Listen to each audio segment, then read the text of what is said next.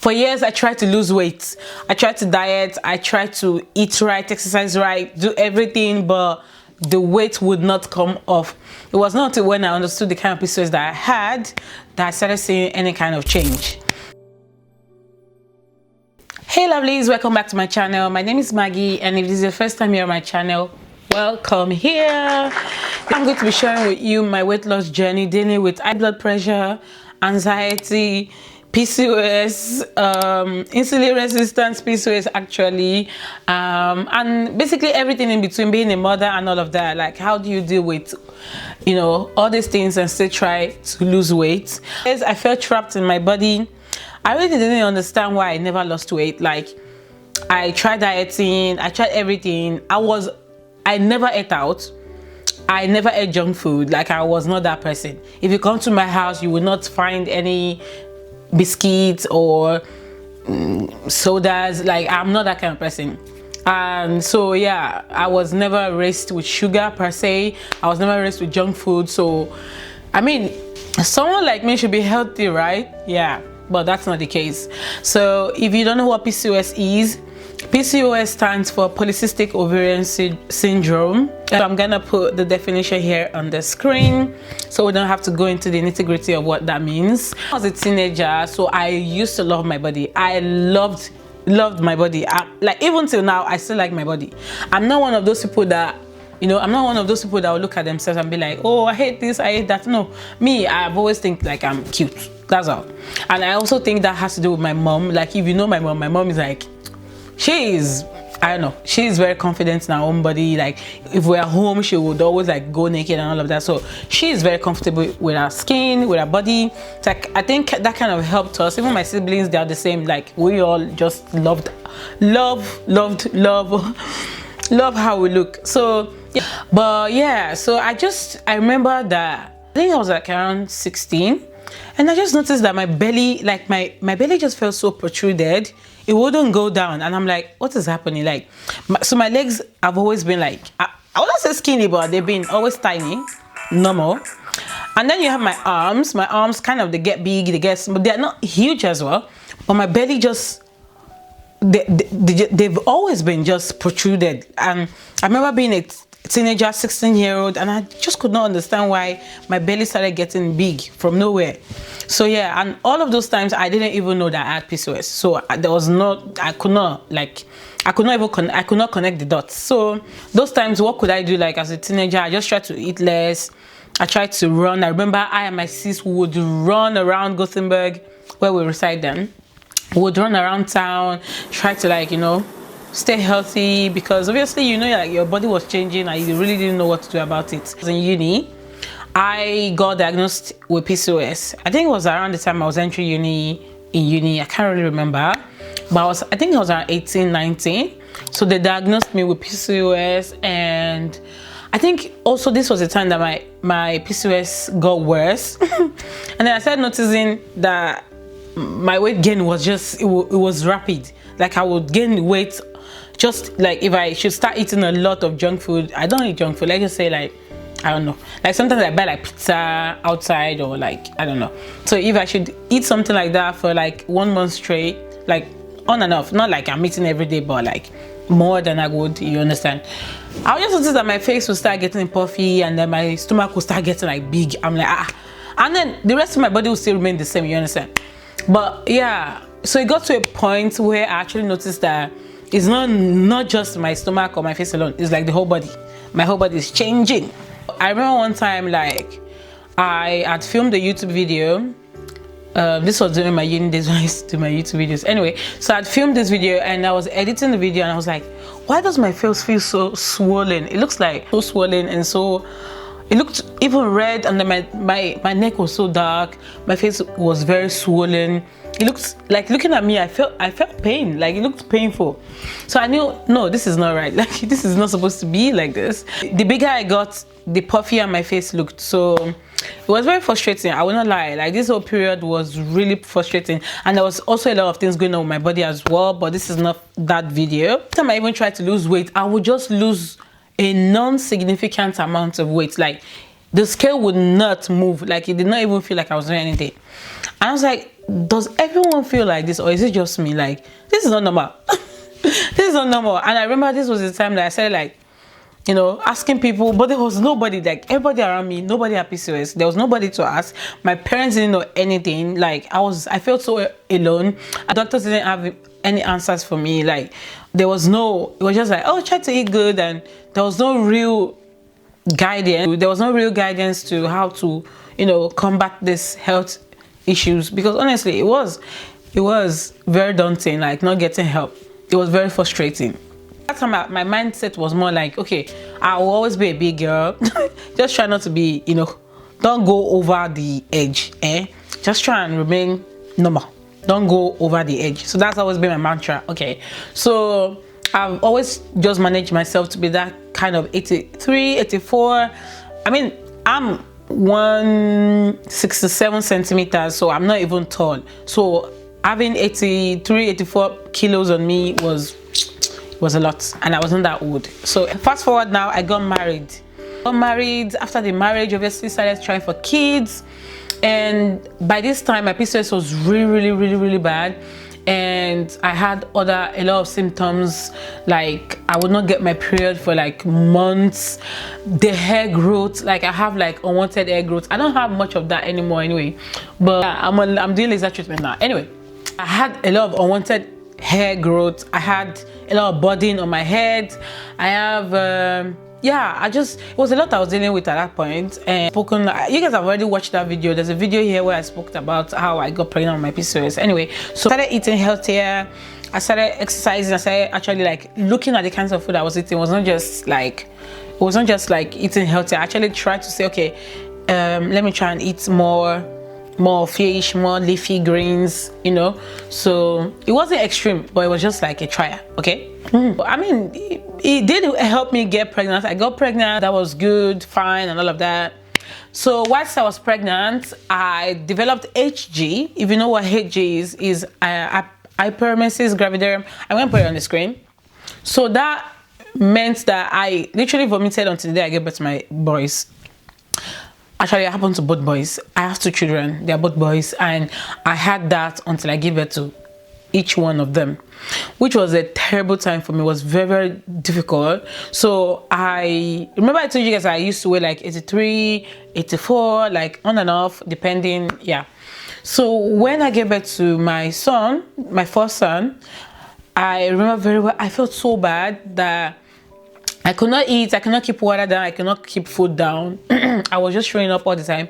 And then I lost a significant amount of weight. I lost like, I think at that time I'd lost like maybe 10 kilos, because I remember I was like around 73, 74 kilos around by that time. 73, 74 kilos. Like, I looked so tiny. And for years, I've never seen myself that tiny before. Like, I've always been like puffy, chubby, and all of that. That whole time when I could not eat and drink. That's that, like, the puffy face had like, it disappeared. I'm like, what is happening?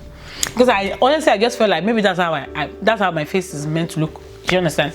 So going through this now, I realized that, okay, this is possible. I mean, it's possible to lose weight, just that obviously nobody wants to like starve themselves and not drink and not eat. But I mean, now I know it's possible. It's just that I need to work extra hard. Yeah, I breastfed both of my boys. The first one to, I think, 14, 15 months. The second one to 8 months. I was like, nah, I'm not doing this anymore. 8 months and I was done. But anyway, during that period of breastfeeding, I gained so much weight. I gained so many kilos. At my heaviest, I was weighing 89 kilograms. You guys, 89. And I'm 167 centimeters. Again. So, I mean, for a lot of people, it's not a lot. I think it was not 89. 89, 90. Honestly, I never used to look at the 90. I probably was 90, but I would look at that 89. I will get on that scale that weighed the less, okay? Breastfeeding, I was always so hungry. I would eat a lot. I would eat a lot. Even though it was not junk food, but it was a lot of food. Like, the portions I would eat, like, for like 3 people, I would eat a lot because I was so hungry. And yeah, so I guess that was why I weighed a lot. And again, I felt like I was bigger, but it wasn't stressing me or anything. I wasn't feeling any type of way. until I went for my friend's wedding. I had taken a picture, and then I look at that picture afterwards. I'm like, wait, who is that? That's surely not me. That is not me. I'm looking at this picture again. I'm like, this is insane. Where did I get this big? Like, I cannot get it. I cannot understand. I cannot understand. And oh, by the way, this whole period too, I was battling with postpartum depression, anxiety, because my kids, they kind of got COVID. They were seriously sick. One of them almost gave up, almost cried, you know. So there was a lot of things that happened during those periods that I was zero. I hit rock bottom, and I feel like eating gave me, sometimes I just eat for comfort. So yeah, I must have been eating a lot for comfort this whole period. I could not bear looking at myself like that. So I said, you know what, we're going to work on this. And also, after I gave birth to my kids, so I got this postpartum high blood pressure as well. So which is they say pregnancy induced hypertension. Not the funniest thing to have, you know, to be having high blood pressure at a young age. I could feel when my pressure was very high, because even the palpitations, they get intense and they get worse. I'm dealing with high blood pressure. I'm overweight. I have palpitations. I don't feel good. I have anxiety.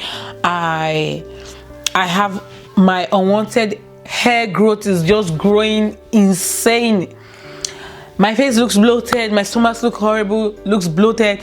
Like now, I'm just feeling like I'm feeling defeated. I'm like, no, I know I can do something about it. Looking at that picture just gave me, like, you know, all the drinks that I need, everything I need, all the power, all the muscle, everything I needed to just get my shit together and just start doing the work. That was the background on how we got to where we are now. So where we are now is me at 77 kilos currently. 77, 76, I don't know, 77 kilos currently. I'm not at my goal weight yet. I'm not, but I feel so much better. I feel so much better, and I will tell you what I did. So, like I always say, this is not like some kind of advice or do this, you will get the same result. No, I'm just sharing with you guys what I did. Okay, so I was just so tired of my drugs, my high blood pressure drugs. Remember that I told you guys I had high blood pressure at this point, and the medicines were not even working. Like sometimes it worked, sometimes the pressure was very high, and I just didn't understand. Like, I mean, if I'm using these drugs, it should be helping me. So I complained to my doctor, and then he said maybe we'd have to add the third drug or like increase the dosage. And at this point I was already on 2. Started with 1, then added 1 more, then it was 2, then we're gonna add the third one. And I was like, no, hell no, like, no. So I was like, you know what, let me just try and fix it. So I told him I would work on my weight and all of that. So there was this time, so many times I had called like the hospital because I kept having these palpitations and it was so scary. I felt like I was gonna die. I did not die. I'm gonna tell this story another day, but anyway. So I had seen another doctor in the same hospital, and then he was an endocrinologist. You guys, I speak Swedish as well, so sometimes I don't even know the English word.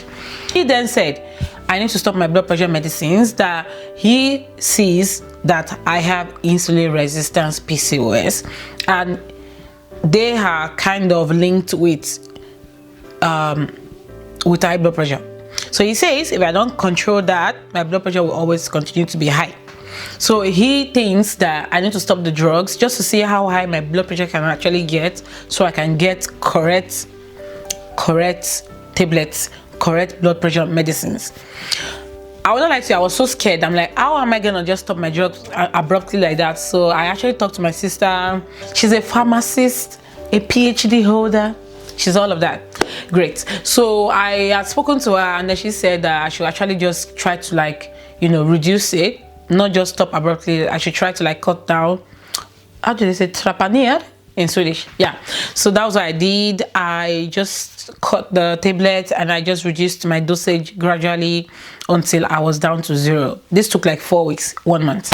And then after 1 month, I kind of realized that my blood pressure didn't get higher. Oh, also, I forgot to tell you guys that he told me to start taking Metformin whilst I was stopping that medicine, which was what I was doing. And since I tried metformin before, I didn't like it. I don't want to stay on it. But they said I need it for my health. I need it. I was like, okay, you know what? I will try it again. So he said to take 500 milligrams of metformin per day for 1 month. Then I increased to twice a day for another month. Then thrice a day to continue. So yeah, usually you would be on 1,500 milligrams per day. But yeah, I started with 500 and 1,000 and 1,500. So yeah, so he said I should do that. And if my blood pressure gets too high, then I should obviously, the plan the whole time was for me to come back and then we adjust the drugs. Yeah. So when he said this, I was so happy because I've always wanted to, like, you know, do something more holistic with my health, not necessarily having to you know, rely on drugs and all of that. But I mean, I would be on drugs if that's what's going to help me, if that's what I need. But it's just like, I mean, I would have loved not having to be on drugs. So yeah. So when he said that, I was like, at least now I have a doctor's backing. I did not do this on my own. So immediately I just spoke to with my at work. So I got like a health what do they call them, health consultant, health therapy or something. So this guy showed me the exercises that are good for heart, you know, how I can exercise without being scared and all of that. Because also, like, when I exercise I get like palpitations, so I was always so scared. Even till now, for like, I haven't gotten them now for the past 2 months, but before I would get them anytime I do any strenuous exercise. I would get them. So yeah, I started exercising using the exercise I had showed me. Then I started eating right. I went to a dietitian for like 8 months. 8 months I was with the dietitian. She placed me on like a diet that I would follow. I will not lie, I did not follow it 100%. Like, yeah, but I did try to, like, you know, make lifestyle changes to understand, you know, like, for example, eat one instead of eating like 2 loaves of bread, eat one, put like a lot of protein on it, stuff like that. Choose healthier bread, choose with less sugar. Actually now I don't eat much bread, but I'm just saying. So yeah, things like that. So I started doing that gradually. I would not suffer myself, so I just did things that were like appropriate for me.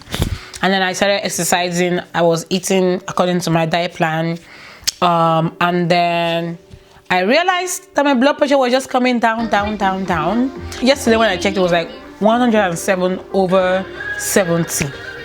Talking from someone that came from 156 over 106, 110 at one point. Okay, maybe not 106, I think. So it was super high, and mine was always the diastolic, the down number was always very high. So yeah, seeing that my blood pressure was going down, I was feeling better. My face started getting less swollen. My body started looking better. My clothes fitted better, and I was feeling better. The reason why I went on this weight loss journey was for my health. I wanted to feel better. It took a long time. Okay, this was a period of months.